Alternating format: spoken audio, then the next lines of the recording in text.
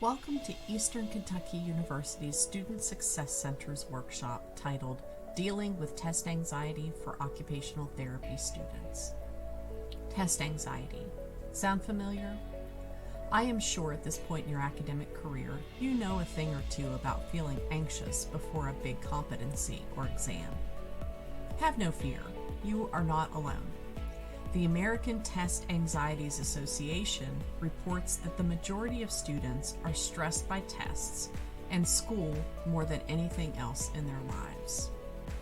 I know this holds especially true for occupational therapy students.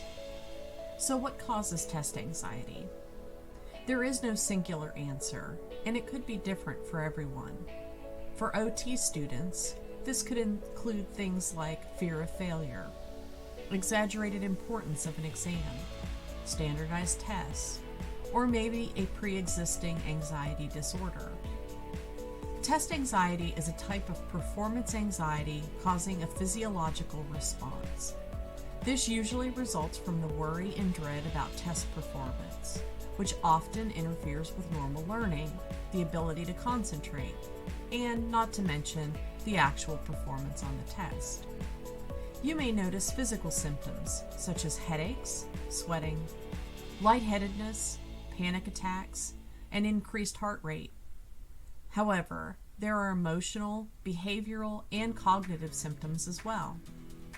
Some examples may include feeling angry, helpless, disappointed, comparing yourself to others, and thinking negatively about yourself. Managing test anxiety is most effective when you understand how the brain learns. To start, let's talk about metacognition. This is the awareness and understanding of one's own thought processes. Metacognitive practices increase the ability to transfer and adapt learning to new contexts and tasks. Retrieval is the act of recalling information from memory. There is effortful retrieval and repeated retrieval. Effortful retrieval requires your mind to work hard to increase your learning. Effortful retrieval is like lifting weights. The harder your muscles work to lift weights, the more they grow. The brain is the same way. Working hard to retrieve information helps the brain retain that information better. Instead of peeking too quickly at that flashcard, work a little to remember the information, and then repeat. Repeated retrieval is frequently retrieving information, which is helpful for retrieving in serious settings and applying the information to more problems. The more you repeat the process, the better. And repeating the process in an environment similar to the one in which you will test really helps. Lastly, make sure you maintain a growth mindset versus a fixed mindset. For more information about growth mindset, check out our video about growth mindset on the Student Success Center's website. Now that you know the ins and outs of test anxiety, I'm sure you're wondering, how do I prepare for a big test like the Occupational Therapy Board exams? Of course, the most obvious approach to test anxiety is practice, practice, practice. There are different types of practice: spaced, interleaved, and varied. Spaced practice is studying smaller bits of information over a longer period of time. Interleaved practice is mixing up the types of problems or concepts.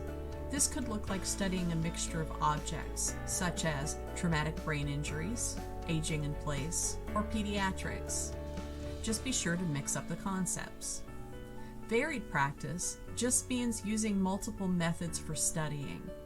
Some examples are flashcards, practice tests and quizzes, rephrasing notes, or reviewing study guides. Each of these will help you implement effortful and repeated retrieval. Creating a study plan will help you utilize your time and ensure that you study the required material in time for the exam. Now, as future OTs, you already know that context and environment are critical for an individual's success. That is no exception to studying. Make sure you've created an environment that supports your study habits and imitates the possible testing environment. Find a comfortable and quiet study space with good lighting. Make sure you have all of your study materials in front of you. Don't forget to take breaks and space out your studying. Don't try to cram everything all at once. So now it's the day of the big test, and you're ready to conquer test anxiety. First things first, you must get into the right mindset. This could be a quick mindfulness practice, positive self-talk, and reminding yourself that you are much more prepared than you may feel at that moment. Avoid going into the exam room too early. This is never a good idea due to the high stress of others. If you plan to study on the day of the exam, make it short and simple, like reading through your material once. Of course, eat a nutrient-dense meal to prevent hunger as a distraction. Bringing gum is also great for relieving anxiety and stimulating your brain.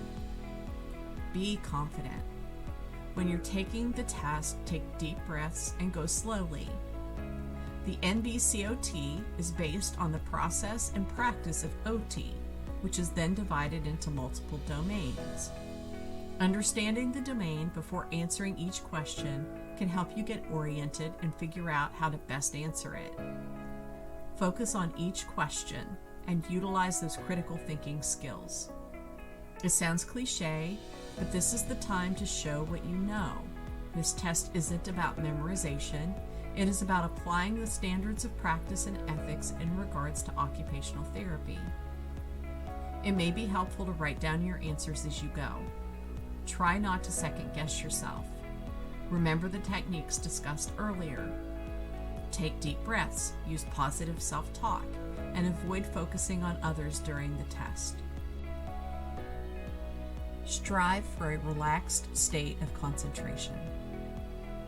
The NBCOT can be an overwhelming milestone. After all, this is the final hurdle before putting OTR behind your name. Just remember, if you made it through grad school, you can pass the boards. And the best part is, you only need to pass once. For additional test-taking strategies or study help, contact the Student Success Center.